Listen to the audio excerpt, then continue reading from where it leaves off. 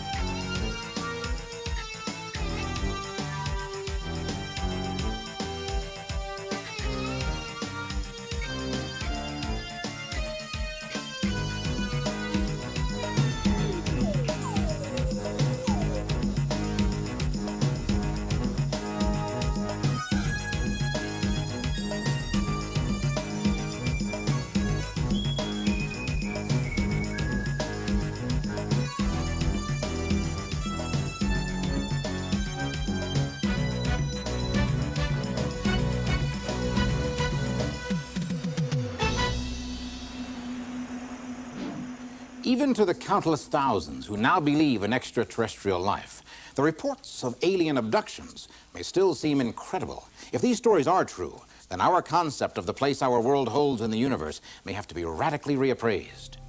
For most of us, that possibility may be too awesome to contemplate.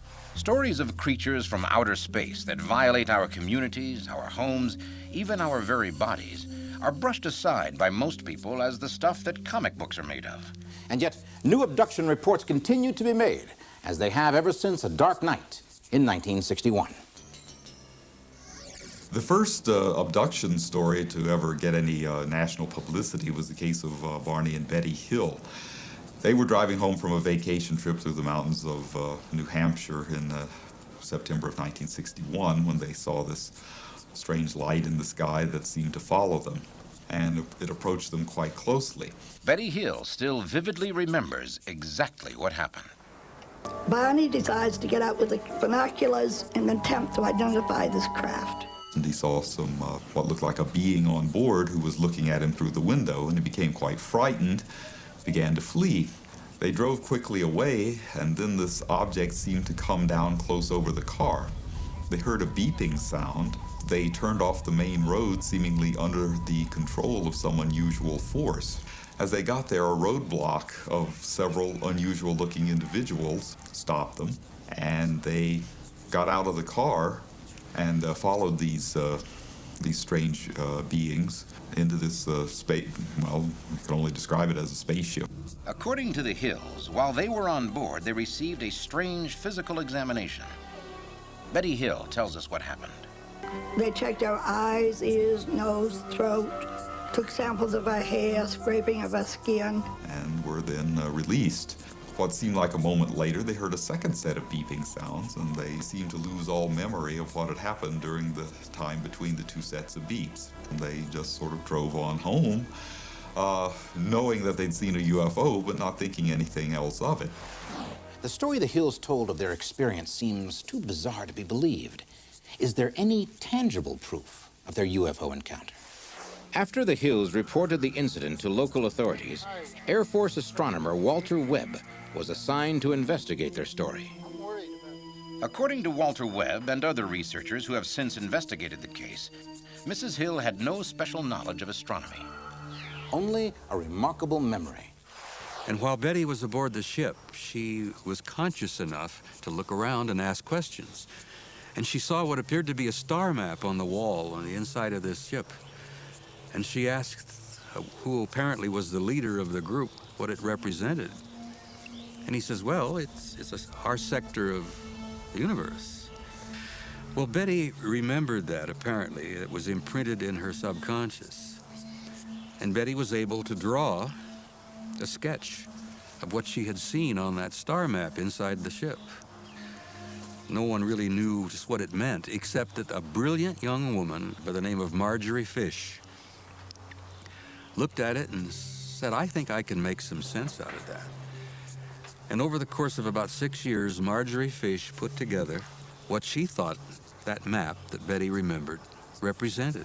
But on that map were a couple of star systems that were not discovered until the late 60s. Once we made those additional discoveries, the Fish map became very valid. The place that the captain of the ship told Betty that they were from was a star system that we call Zeta Reticuli.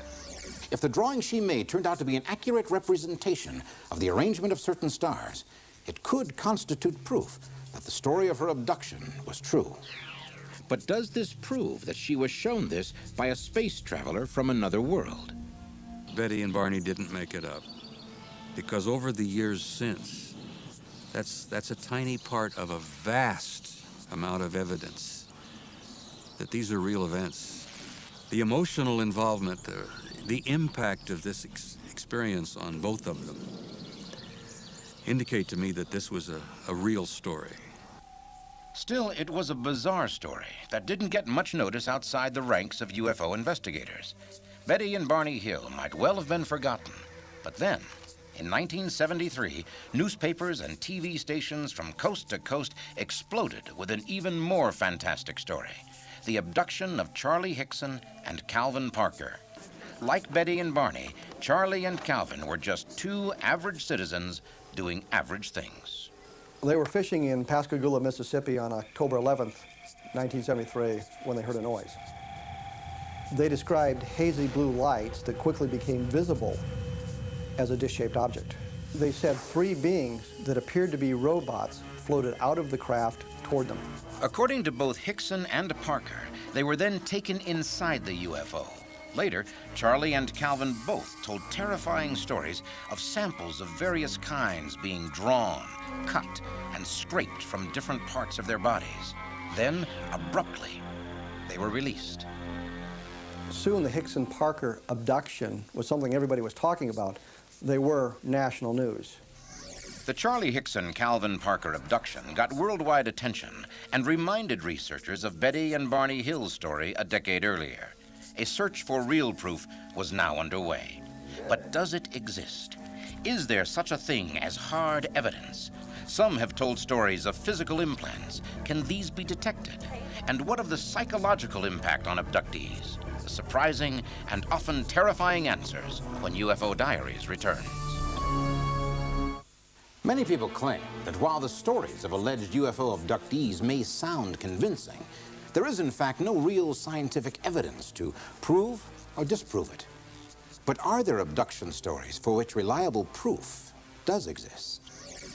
Bud Hopkins has devoted his entire adult life to working with the trauma of UFO abductees and investigating their stories. I've worked with over 500 people in the past 20 years, and of that 500, most of those people I've looked into multiple abductions. There are many physical marks that turn up after an abduction experience. A person can describe a physical process taking place on something being done to their thigh, and you check the place and there's a scoop mark or a long straight cut. Dr. David Jacobs is a professor at Temple University and an author of several books on UFO abductions. He believes that the physical evidence is very real. This includes actual scars, that is to say, scar tissue has formed, which of course is physiologically not possible in just a few-hour period, but that is what we do see. Scars can be obtained in any number of ways, but what of the strange phenomenon of actual physical implants?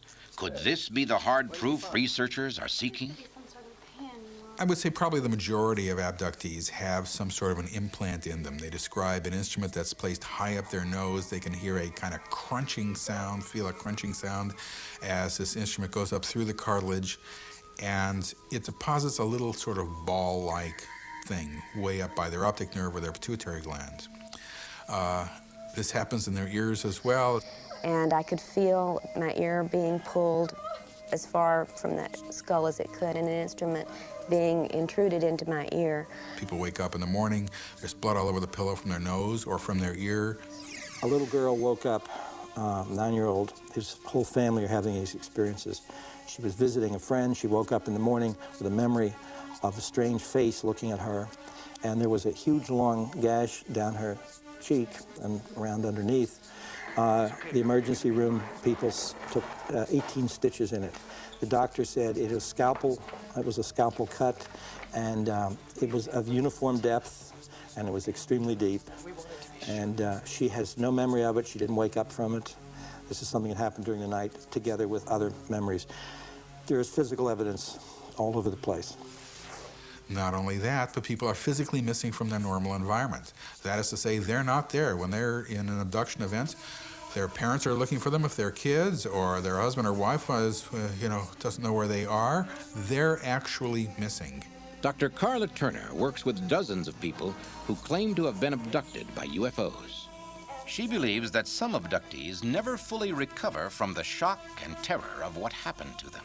I had no intention of becoming a UFO researcher, but the issue was forced on me by the beings who invaded my life and my home and my family, everything. There can be no doubt that something real and deeply traumatic has happened to these people. Their whole concept of reality has been shattered by bizarre and inexplicable events. They certainly can no longer laugh at the idea of flying saucers and people from outer space the way other people can. And yet, apparently, many abductees seem to lead normal lives for many years before remembering this traumatic event. Kathy Davis, for example, remembered one of the most terrifying of all alien encounters, the loss of her unborn child.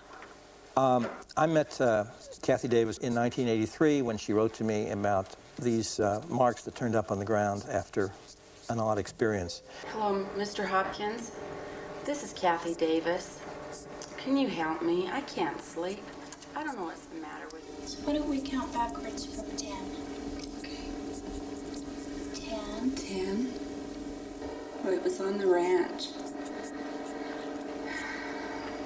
There were too many things happening that didn't make sense.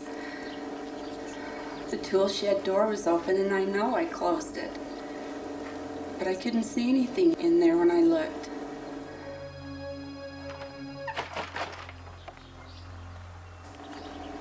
And I'd been weeding my garden. I was outside. There was a burn on my lawn that was a perfect circle. I couldn't explain it. And Rusty, my poor dog, Rusty. Rusty! Rusty! I was so scared. He was under the car. He never does that.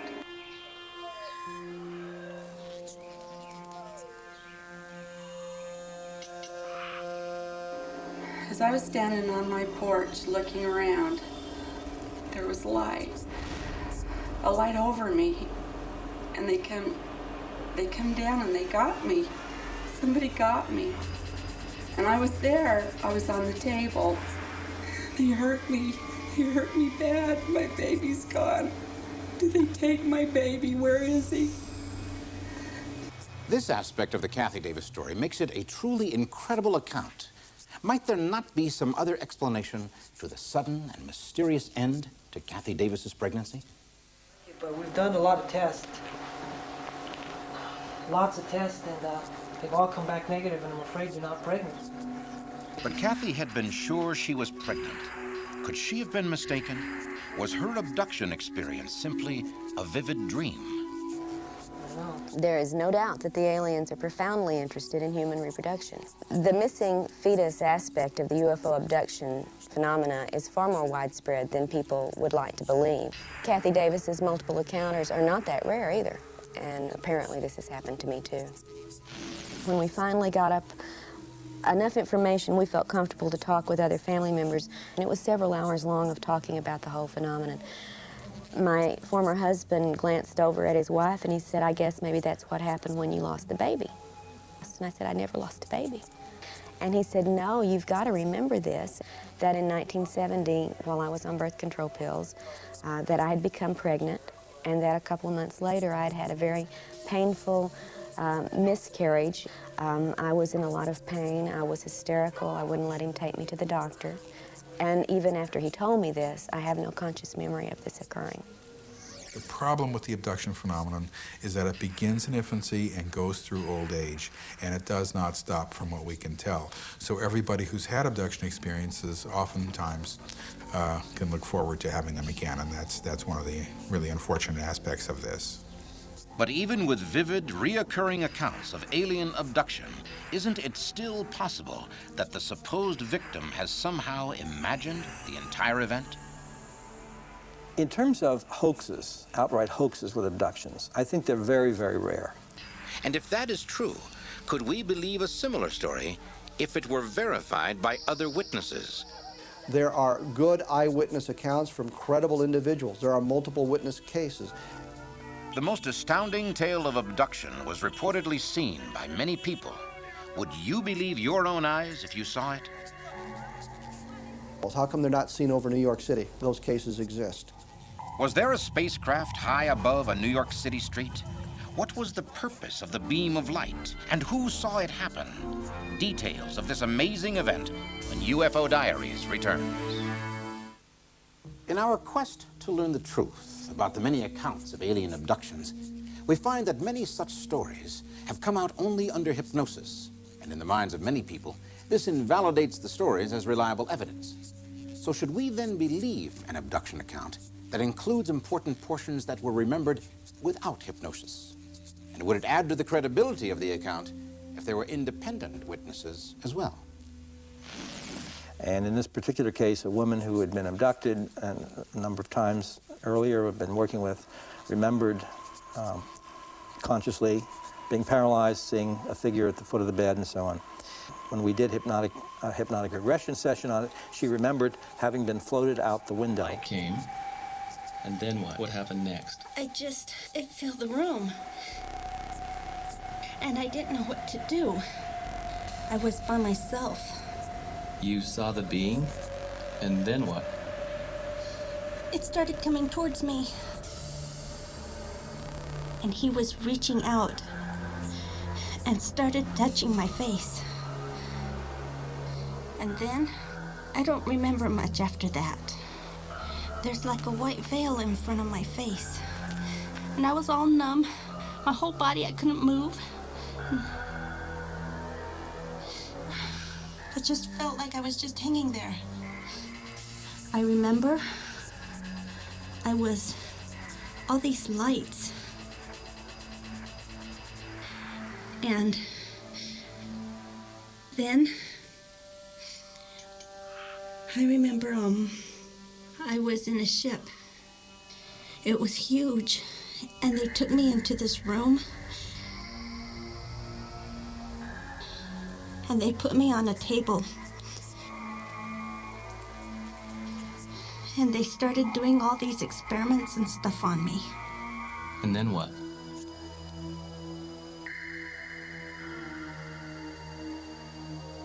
I'm not really sure. What happened, though, which was so dramatic, was I began hearing from witnesses later on who saw this whole thing happen from stalled automobiles. They saw this craft above the building that she lived in. They saw the blue wide beam of light. They were transfixed looking at it. And they saw 4 figures rolled up in a kind of fetal position come flying out the window, 12 stories off the ground, and then unroll. One alien, Linda Cortilla in a nightgown, and then 2 aliens down below, and then they were all lifted up into the craft, and the craft then zoomed away. This is extraordinarily important because one car of witnesses was located at one place, another car was located up on the Brooklyn Bridge.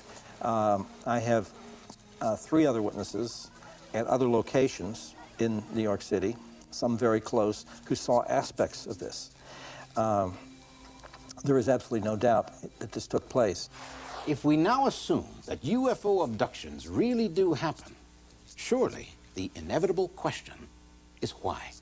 One of the witnesses who saw this was an extremely important political figure.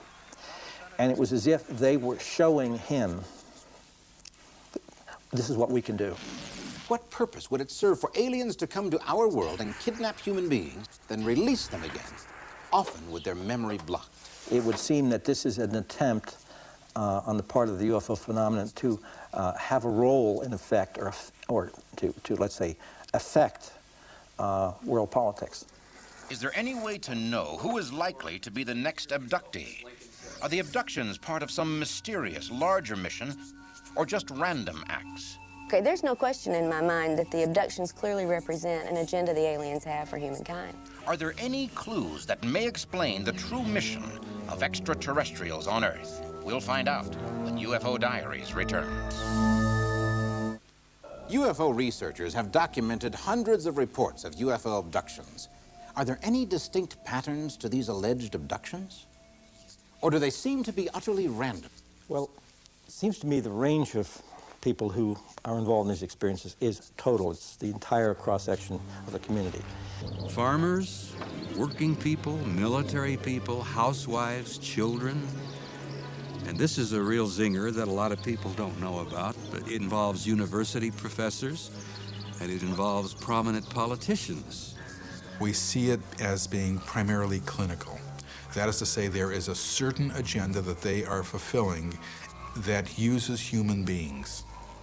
Exactly what the endpoint of that agenda is, we're not sure of. It would be nice to think that perhaps humanity and the best parts of humanity are common to other parts of our huge creation we call the universe. Why not check in on our little brothers, so to speak? That's one theory. But the fact is that we don't see them as coming here to help us, to cure cancer, to stop war, or anything like that. Instead of mining for gold, they mine the human body and the human energy. They take from us physical materials. We don't know what they do with them. They take from us emotional energy. We are a great resource. And it's a one-way proposition as far as I can tell. They take and give nothing back. But yet we don't see them coming here to take us over, to do bad things to us. Many people in this field of research believe that the aliens are taking material from us in a desperate bid to save their degenerating race. I'm not one of those who buys this. However, this is a reproductively oriented phenomenon, and the end point from what we can see is the production of sort of small kind of babies that most people say don't look alien and they don't look human. They sort of look like a cross between the two. Most abductees will call them hybrids. We feel that the production of these offspring of the hybrids is one of the major purposes of the abduction phenomenon, but we don't know exactly why yet. I would think perhaps that the fact that our species has been here as long as it has and has failed to overcome certain deep problems within mass humanity and individual humanity could be of great interest to those who have been able to overcome it. Now, that's another theory. Genetic experiments, dying races from another world. So much of the abduction phenomenon seems to be based solely on mere speculation. And yet, to those who claim to have had the experience, all of this is very real and utterly terrifying, something that has changed their lives forever. Is humankind being used as part of some cosmic science project? Are there a multitude of alien races visiting our world, each with a different purpose for being here? Could it be someday soon they will make their presence known? Is it possible that this is all just preparation for a future intergalactic cooperation? Until then, the mystery of alien abductions will remain the most troubling of all the entries in the UFO Diaries.